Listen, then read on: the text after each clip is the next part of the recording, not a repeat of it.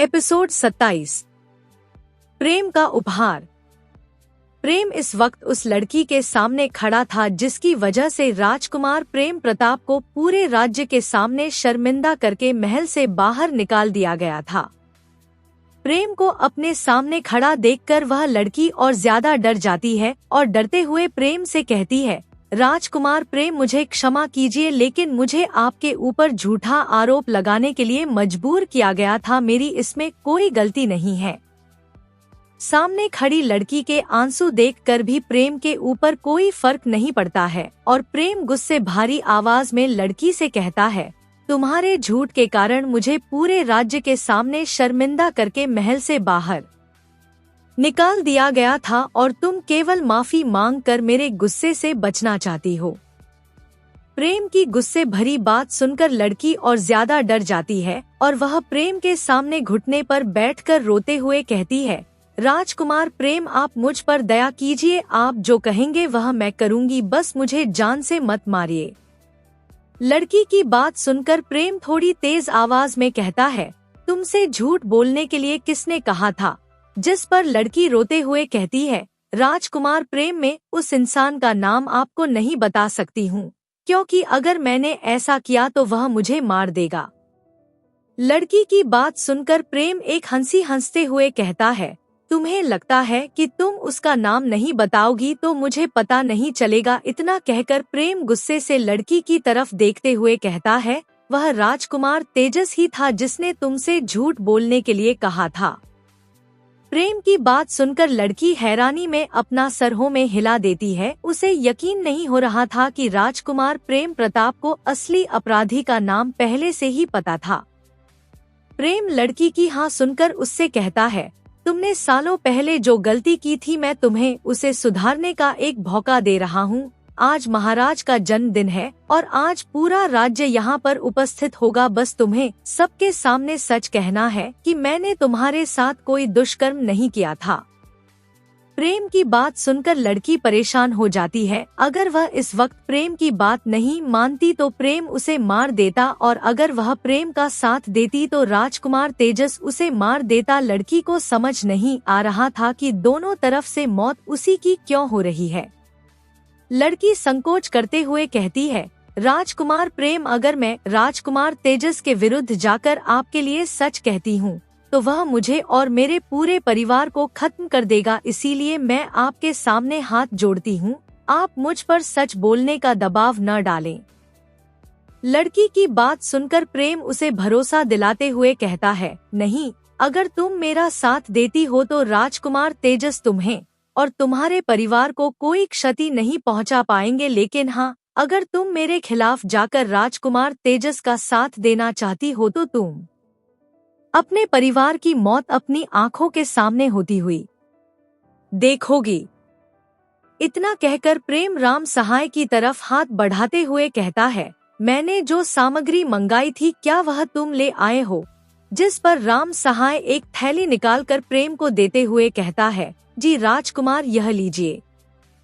प्रेम उस थैली से काले रंग की गोली निकालकर लड़की के मुंह में जबरदस्ती डाल देता है और वापस दूर खड़ा हो जाता है। लड़की खांसते हुए गोली खा जाती है और प्रेम की तरफ हैरानी से देखते हुए कहती है, राजकुमार प्रेम, यह क्या था और आपने मुझे क्या खिलाया है? जिस पर प्रेम मुस्कुराते हुए कहता है, कुछ नहीं, यह एक जहर है। अगर तुमने मुझसे दोबारा झूठ बोलने की कोशिश की तो तुम इस जहर के कारण मारी जाओगे। और हाँ, एक बात याद रखना, इस जहर का तोड़ केवल मेरे पास है। अगर तुम मेरा साथ देती हो तो मैं काम खत्म होने के बाद तुम्हें इस जहर का तोड़ दे दूंगा, वरना तुम इसी जहर के साथ मर जाओगी। इतना कहने के बाद प्रेम राम सहाय को लड़की को साथ ले चलने का इशारा करता है और वापस उसी तरफ चलने लगता है जहां से वह और राम सहाय आए थे। चलते हुए प्रेम लड़की से कहता है, एक बात का ख्याल रखना, अगर तुमने किसी वैद्य से इस जहर को ठीक करवाने की या फिर जांच करवाने की कोशिश की थी, यह जहर तुम्हें तुरंत मार देगा। प्रेम की बात सुनकर लड़की डरते हुए प्रेम के पीछे पीछे चलने लगती है। प्रेम के साथ चल रहा राम सहाय प्रेम की चालाकी देखकर मन ही मन मुस्कुरा रहा था। असल में प्रेम ने कोई जहर नहीं बल्कि पाचन तंत्र सही करने वाली औषधि मंगवाई थी जिसे प्रेम ने जहर का नाम देकर लड़की को खिला दिया था और वह इस डर से प्रेम का साथ देने के लिए तैयार हो गई थी। कुछ ही देर में प्रेम और राम सहाय दोनों उस स्थान पर आ जाते हैं जहां पर लोग महाराज को उपहार दे रहे थे। धीरे धीरे करके राज्य के बड़े और प्रतिष्ठित लोगों के साथ साथ आम जनता भी उस स्थान पर आ जाती है। प्रेम राम सहाय के साथ एक कोने में खड़ा था जिस पर राजकुमार तेजस की नजर पड़ जाती है। राजकुमार तेजस प्रेम को नीचा दिखाने के लिए तेज आवाज में कहते हैं, छोटे भाई प्रेम, क्या आप पिताजी के लिए उनके जन्मदिन का उपहार लेकर आए हैं? राजकुमार तेजस की बात सुनकर वहां पर मौजूद सभी लोगों का ध्यान उसे तरफ जाता है जिस तरफ राजकुमार तेजस देखकर यह सब कह रहा था। राजकुमार तेजस के ऐसा कहते ही वहां पर मौजूद सभी लोगों को पता चल जाता है कि सबसे छोटे राजकुमार प्रेम प्रताप भी आज यहाँ पर मौजूद है। राजकुमार तेजस की बात सुनकर लोगों के बीच कानाफूसी शुरू हो जाती है। प्रेम को एक आदमी की धीमी आवाज सुनाई देती है जो कह रहा था, सबसे छोटे राजकुमार प्रेम आज यहाँ पर है, तो इसका मतलब है कि आज महाराज कोई महत्वपूर्ण सूचना देने वाले हैं। तभी दूसरा व्यक्ति कहता है, वह तो सब ठीक है, लेकिन क्या राजकुमार प्रेम महाराज को कोई उपहार देंगे? क्योंकि मैंने सुना है कि महाराज राजकुमार प्रेम को उचित दंड देने के लिए उन्हें बहुत कम धन देते थे। उन दोनों व्यक्तियों की बात सुनकर एक तीसरा व्यक्ति कहता है, मैंने सुना है कि राजकुमार प्रेम जिस लड़की से प्रेम करते थे वह लड़की सेनापति की बेटी देवकला थी, लेकिन आज महाराज देवकला और बड़े राजकुमार संजय के विवाह का फैसला सुनाने वाले हैं। पता नहीं राजकुमार प्रेम इस वक्त कैसा महसूस कर रहे होंगे। प्रेम अपने आसपास हो रही ऐसी बातों को सुन तो रहा था, लेकिन उसके ऊपर इन बातों का कोई असर नहीं हो रहा था। तभी प्रेम को राजकुमार संजय की आवाज आती है, मेरे छोटे भाई प्रेम, क्या आप पिताजी को उनके जन्मदिन की बधाई देने नहीं आएंगे? इस बार प्रेम बिना कुछ कह महाराज के सिंहासन की तरफ अपने कदम बढ़ा देता है। वह देवदत्ता उत्साहित नजरों से प्रेम को ही देखे जा रहे थे। उनके यहाँ आने का कारण यही था कि वह एक बार प्रेम से मिलना चाहते थे, क्योंकि उन्होंने प्रेम को कुछ ऐसा करते हुए देख लिया था जिसके बारे में उन्होंने कभी सोचा भी नहीं था। प्रेम आराम से चलकर महाराज के पास आता है और उनके पैर छूते हुए कहता है, महाराज आपको जन्मदिन की बहुत बहुत बधाई। प्रेम के मुंह से पिताजी सुनने की बजाय महाराज सुनकर महाराज थोड़ा नाराज और उदास हो जाते हैं, लेकिन फिर भी महाराज मुस्कुराकर प्रेम से कहते हैं, धन्यवाद राजकुमार प्रेम।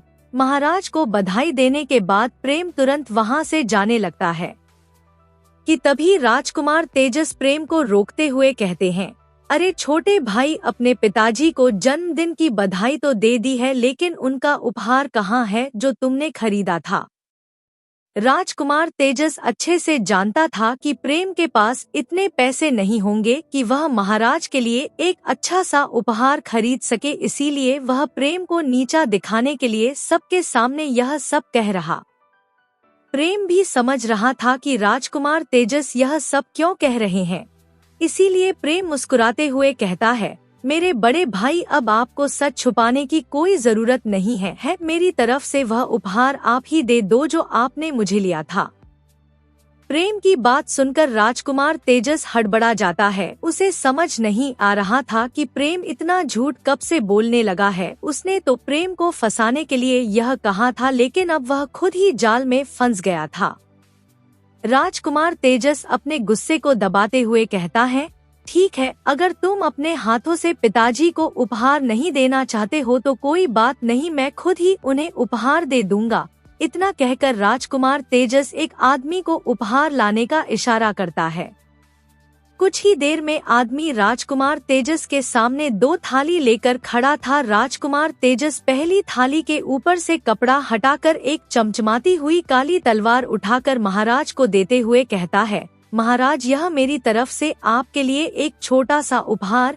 तलवार की चमक देखकर अचानक नीचे खड़े लोगों में से एक के मुंह से निकल जाता है, क्या यह देवदत्त तलवार है?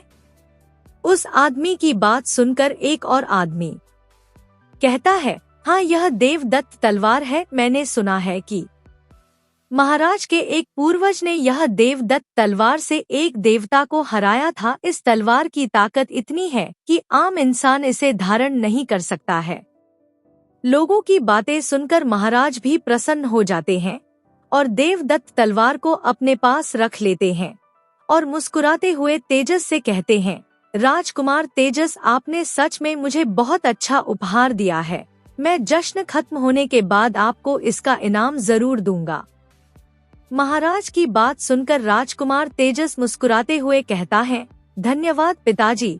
इतना कहकर राजकुमार तेजस एक दूसरी थाली के ऊपर से लाल कपड़ा हटाकर एक छोटा सा सफेद और साधारण मोती महाराज को देते हुए राजकुमार तेजस कहता है, महाराज, यह उपहार हमारे छोटे प्रेम ने आपको देने के लिए बड़ी प्रेम से खरीदा था, आप इसे स्वीकार करें।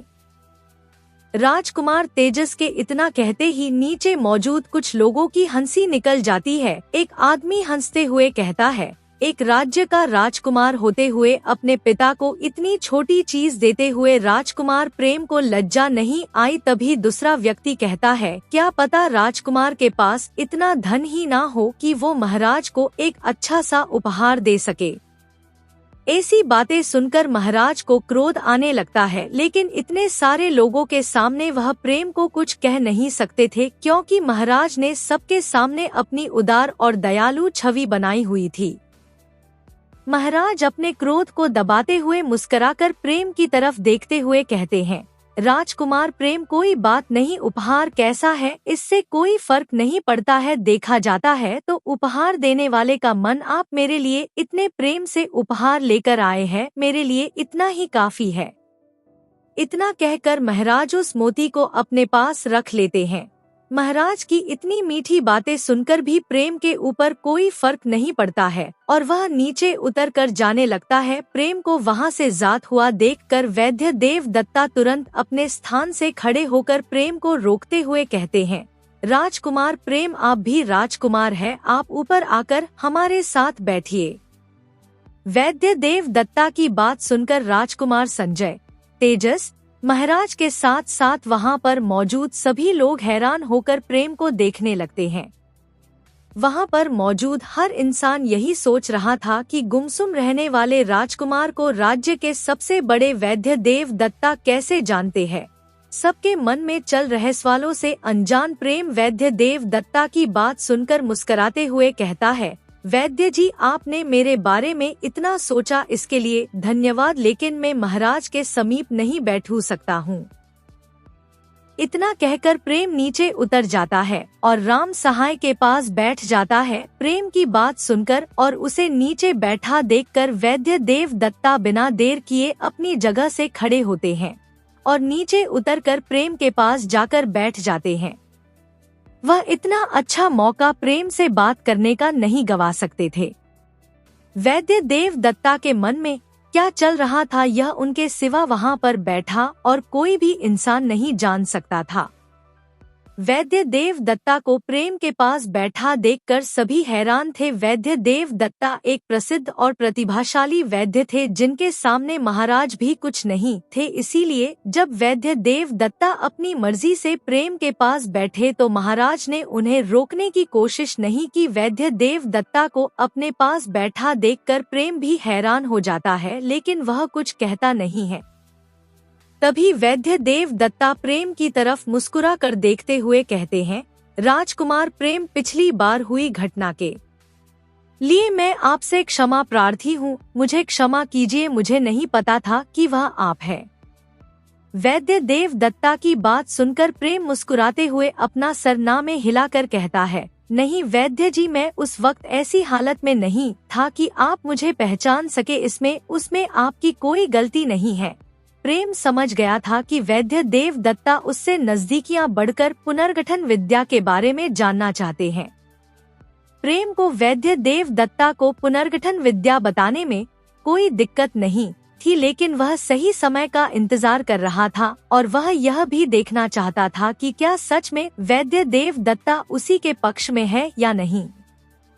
वैद्य देव दत्ता और प्रेम आपस में मुस्कुराते हुए बातें कर रहे थे, जिन्हें देखकर राजकुमार तेजस और राजकुमार संजय दोनों को अंदर ही अंदर प्रेम पर बहुत गुस्सा आ रहा था। वैद्य देव दत्ता राज्य के ऐसे व्यक्ति थे जिनका समर्थन जिस भी राजकुमार के पास होता वह निश्चित तौर पर औरों से श्रेष्ठ माना जाता। राजकुमार संजय और राजकुमार तेजस के गुस्से से अनजान प्रेम वैद्य देव दत्ता को देखते हुए उससे एक सवाल करता है, वैद्य जी, मैं आपसे एक बात पूछना चाहता हूँ। प्रेम की बात सुनकर वैद्य देव दत्ता मुस्कुराकर प्रेम की तरफ देखते हुए कहते हैं, राजकुमार प्रेम, आप बिना संकोच के अपना प्रश्न करिए। जिस पर प्रेम अपना प्रश्न करते हुए कहता है, वैद्य जी, क्या कोई ऐसी चीज है जिससे मैं अपनी आध्यात्मिक शक्ति को जागृत कर सकूं और पंच तत्वों को भी सिद्ध कर सकूं? प्रेम की बात सुनकर वैद्य देव दत्ता किसी सोच में डूब जाते हैं। कुछ सोचते हुए वैद्य देव दत्ता कहते हैं, राजकुमार प्रेम, एक ऐसी जगह है जहां आप अपने आध्यात्मिक शक्ति को जागृत कर सकते हैं।